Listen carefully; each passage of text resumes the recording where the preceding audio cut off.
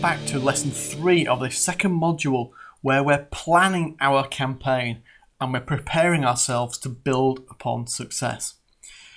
Now, in the previous lesson, we looked at what would success look like and how we would measure it, and we decided how we would measure it. We created, if you've done the exercise with the worksheet, what we call a goal horizon, and we quantified that.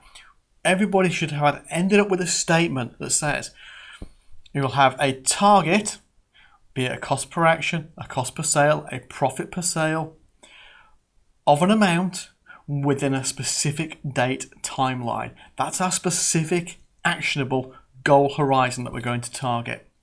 Now what we're going to do is we're going to start and map how we're going to achieve that. What do we need to do to get there? And we're going to start out by looking at our competition. And what I'm going to do is I'm going to walk you through the theory first, and then we're going to have a look at some examples, and we're going to start and work through this.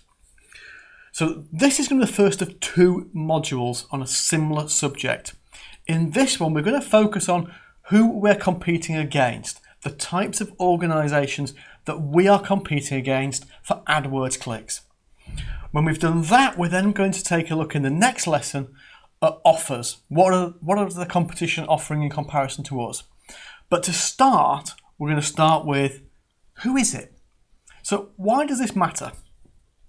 This matters because we need to find a way of making an offer and position ourselves in our market as a credible, viable supplier who has something valuable and different to offer.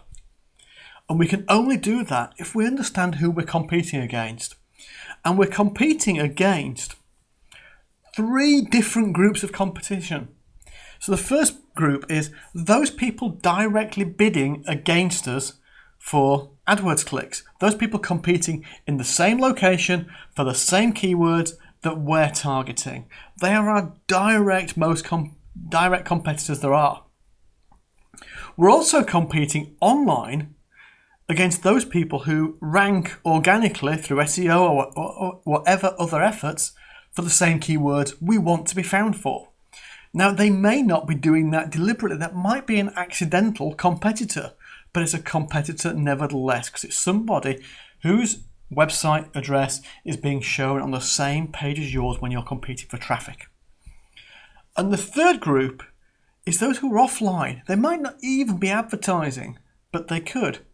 And they're people that potentially your prospects are already going to. And you probably know them in your local area. So the way to get started with this, and we're going to go through in a moment what we're looking for, is just to do some searches. Think of the kind of words you would search for if you were going to buy your major product or service. And I've put your key product or service here. What I'm suggesting is just pick one, pick the most important service for you, and let's do our research around that. We're going to do this in a few moments, but let's just start now with an understanding of the idea. So let's have a look. What are we looking for in those competitors? What are we trying to identify?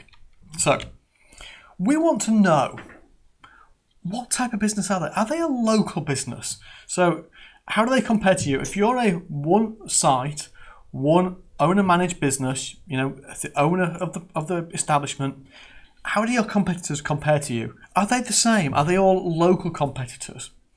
Is there somebody who's a regional service provider or vendor? Or national? A national brand will compete differently to a local one. So we need to know who we're competing against. Are we competing against people who are online only? In many industries now, traditional brick and mortar businesses are finding competition from online only businesses. Is that the case in your location and your market? Is there a competitor who is a major brand, incredibly well recognised in your space that you're fighting against?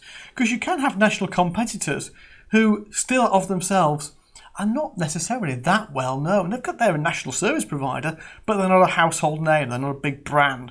In some markets, the brand is nationally recognised. Also, how do they compare to you in terms of services? Are you a specialist? Are they a specialist? Are they a generalist in the market? Are you a generalist? For example, looking at dentists, for example, you may be a specialist paediatric dentist. You may be competing against people who offer all services, who offer cosmetic services. What is their particular specialism? And we're going to look at the websites to try and gather this information as we go through a little bit. We also want to know, what do people think of them? What do your prospects think about your competitors? What do they like? What don't they like? Has anybody got a stunning, 4.8 out of 5 stars review position? Because that's really hard to compete against. Or are they 2s and 3s or not investing in reputation at all? What's their reputation? Think about if it's a national brand, what do they put out in their TV ads? What do you know about them already that says this is what their brand stands for and this is their reputation and their position? And finally, how much money are they spending? And we can do some research on this using some of the spying tools that are available to us. They're not perfect, they're a guide, no more than that. But the more we spend time doing this, the more we can find what the market wants, what it already has, and where we fit in with that and how we can stand out from the crowd. So with that said, we're going to move into the exercise, which is to do the analysis using the provided worksheet. I'm going to walk you through that worksheet now. Just do 1 or 2 quick examples so you can get the idea, and then you can take this away and produce the worksheet for yourself. So here's what we're going to do. Here's my worksheet. Now the worksheet, we're getting provided with this presentation, shows us, first of all, that I've got a row at the top for you to put your business results in. I'm going to break this into 2 halves. We're now in this lesson interested in columns A through H, which is about our competition. It's about the businesses we're competing against. In the next lesson, as I said, we're going to look at columns J through N where we're looking at specific offers. But for now, let's have a look at this. So first thing we want to know is who we're competing against. What's their website? What type of competitor are this? Is this an organic? Is this an AdWords? Is this an offline competitor? What keyword search did we do to find them? Just so we've got a record of that. Are they using the key below? I've just indicated here what some of the short terms mean. Local, regional, national, online. Are they a specialist or a generalist? Note down anything we can find about reviews and their ad budgets. Really simple, but an important step in the process of figuring this out. So, I'm going to leave my website blank as an imaginary one for now. And I'm going to go to a quick search I've done for HVAC in Tampa. So here's the results that I've found. So we can see here, 1hourairtampabay.com is the first result that we see. So I'm not going to click on their ads. Just a bit of best practice here, everybody. Don't click on other advertisers' ads. It costs them money. It's clearly a waste and it's not right. You'd be upset if it was your ads that it was happening to, so I would strongly encourage people not to do that. And I have no idea who these results are. I'm not familiar with HVAC in Tampa, so there may be national brands here that I don't recognise. I don't know. We'll wait and see as we go through it. So first thing I'm going to do is, rather than that, I'm just copy paste. So I've got a note of this. So this is my first URL.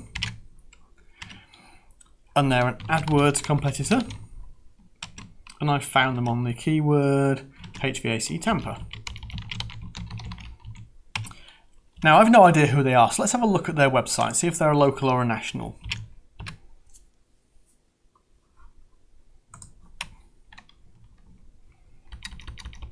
Some strange characters got added there, how bizarre. Okay, so here we go, this is their homepage. Interesting, unusual homepage. Click to read a word from the owner suggests that they're a local provider, but let's have a quick look. So everything we can see here, a big long menu, which is unusual, but that all looks to be around the Tampa, Florida area. So I'm going to treat them as being a local provider. If you're more familiar with the geography of that area, you might tell me that I'm getting this wrong, I don't know. So I'm going to put them down as a local.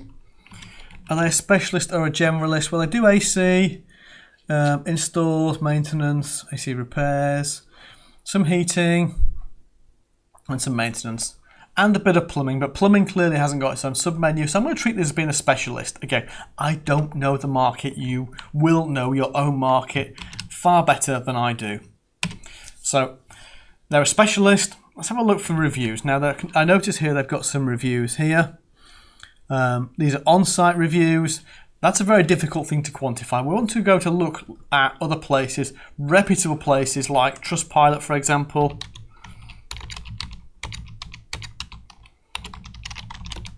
Oops. Let's go to Trustpilot.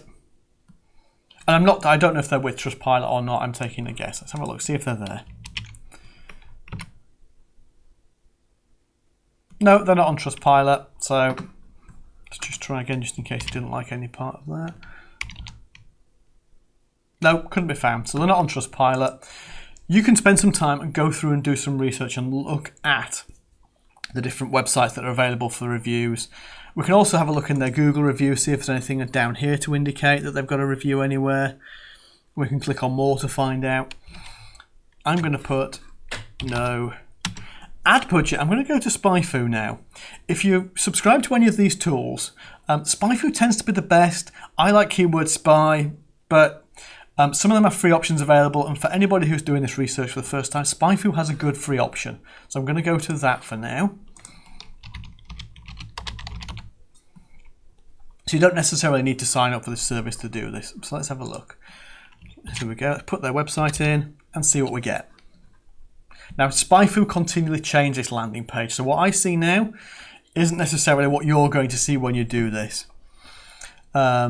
This is showing their domain overview. They're saying they've got 540 paid keywords, estimating they spent 1,600 clicks, estimated monthly AdWords budget $7,000. So I'll just make a note of that. One thing I can guarantee from all the research that we do, that will be massively wrong, but it will give you a good indicator and at least a ranking of how the suppliers compare. So you'll get an idea of who's the biggest, who's the smallest. The purpose of this exercise is that when you have this filled in, you will know what your competition looks like. You'll be able to see the gaps. You'll be able to see the opportunities. And we're going to come in the next video and look at offers. And we're going to fill this out some more so that we can really hone in on where our space in the market is. Take some time, fill this out. Don't feel that you need to stop at 10. Do as many as you want. You'll find you get duplicate results as you do some searches, but by all means, take your copy of the template, do 10, 20, however many you feel that you need to get a good perspective of your marketplace. 20 is probably more than enough, but 5 is probably too few. So aim for somewhere between 10 and 20 as being a really good number of competitors to get as a sample. Bye for now.